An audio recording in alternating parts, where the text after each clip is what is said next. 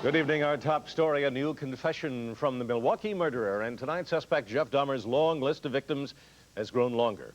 Dahmer telling police he killed 3 other men, this time at his grandmother's home in a Milwaukee suburb. It comes as Ohio detectives begin digging in Dahmer's childhood home, looking for the killer's very first victim. Meanwhile, tonight, prosecutors tell us they've taken blood from Dahmer to help their investigation.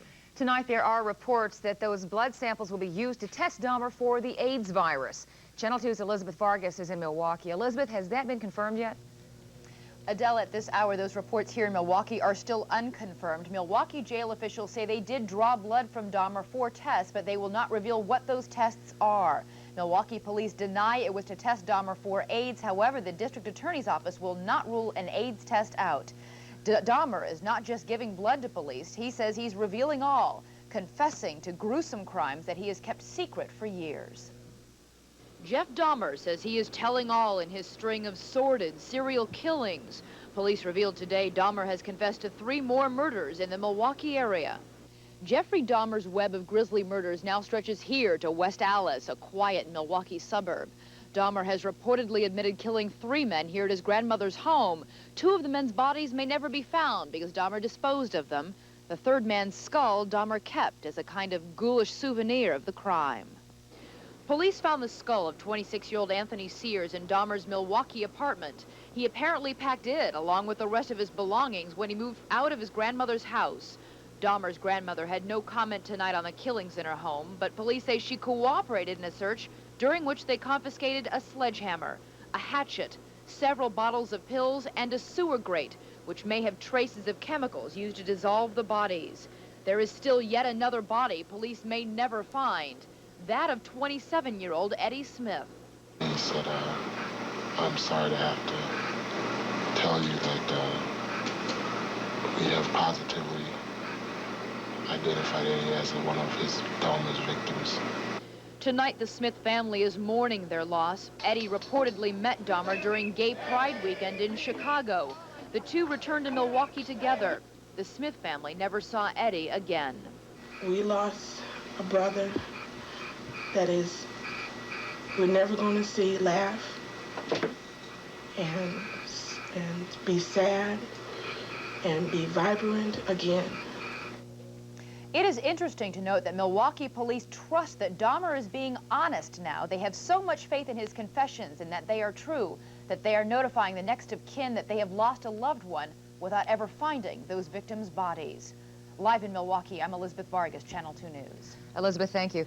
Anger tonight from Milwaukee residents about how the city is handling the Dahmer case. This time, it's directed at Milwaukee's mayor after an outdoor news conference held to address concerns about the sensitivity of the police department. We want somebody that's going to investigate the police department. Jeffrey Dahmer killing is the most heinous crime that's ever been committed in the history of Milwaukee that I know of, and I have repeatedly condemned it, as I'm sure you have. You ask Justice Department to come in here and investigate this city because black people in here are under siege. People in Milwaukee are outraged about police handling of the case of Conorak Synthesiphone, the 14-year-old Laotian boy whom neighbors saw bleeding, dazed, and running away from Dahmer. Residents say because they were black, the people who reported that incident were ignored, and because Dahmer was white, he was able to talk his way out of the incident without police even filing a report. Residents of a posh suburb of Akron, Ohio are shuddering tonight about the Ohio connection to the Dahmer case.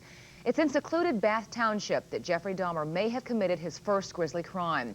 And tomorrow, as Channel 2's Mike Flannery reports, the search for evidence will begin. Tonight, the police here are preparing to start sifting through every inch of the 2-acre hillside estate where Jeff Dahmer grew up. This genteel suburban community is stunned by the news that one of its own has confessed to being a monstrous serial killer.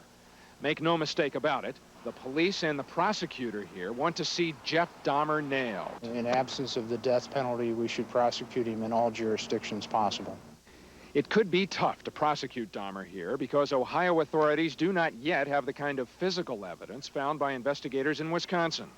Dahmer's confessed that in 1978 he killed hitchhiker Stephen Hicks. A bone thought initially to belong to Hicks was found behind Dahmer's one-time home, but further tests show it is not a human bone. Because of all the time that's elapsed since the murder, and because the body parts were left out in the woods instead of being buried, the coroner here says it won't be easy to find them. I have walked around the area. There's a lot of undergrowth. It's going to make searching very difficult. A neighbor here who went to high school with Dahmer is just one of the many struggling to understand how a normal-looking youngster could apparently turn into a savage killer. A lot of times people that live out here in the country away from the city, they leave the city to escape these kind of things, and to find out that it's so close to where we all live is a very big shock. Investigators begin digging up this hillside tomorrow morning. They say they're prepared to stay as long as it takes to find the evidence they need to convict Jeff Dahmer of the murder he says was his first. In Bath Township, Ohio, Mike Flannery, Channel 2 News. Channel 2 News will be there tomorrow morning when the actual digging begins. Dahmer's latest confession brings the total number of victims identified to 15, 4 with a Chicago connection. They are Ernest Miller, Oliver Lacey, Jeremy Weinberger, and Matt Turner. All were in their early 20s. Even though Jeffrey Dahmer has only confessed to specific murders, his crime trail may lead across the nation, even around the world. Authorities investigating the possibility that he could also be responsible for their most heinous crimes. And some say Dahmer may be deliberately keeping that information to himself to avoid prosecution. The ripples from Milwaukee's shockwave have reached that city's suburbs, Fresno, California, Ohio, Germany, and Hollywood, Florida, where the case of Adam Walsh has been opened. He's the little boy who inspired a nationwide campaign for missing children. Dahmer's picture was circulated today at the shopping mall where Adam was last seen. In Baumholder, Germany, where Dahmer was stationed in the Army, investigators are comparing the facts of unsolved homicides there with the modus operandi in the Milwaukee murders.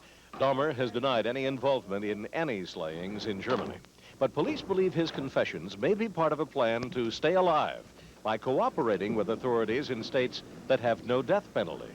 It's a marvelously inventive tactic to allow him to make these statements knowing full well that no jurisdiction is going to give him up. No jurisdiction will willingly give him up to be tried in another one. So I think he wants his client tried, or perhaps even plead guilty, but certainly tried in a jurisdiction where the death penalty is not applicable.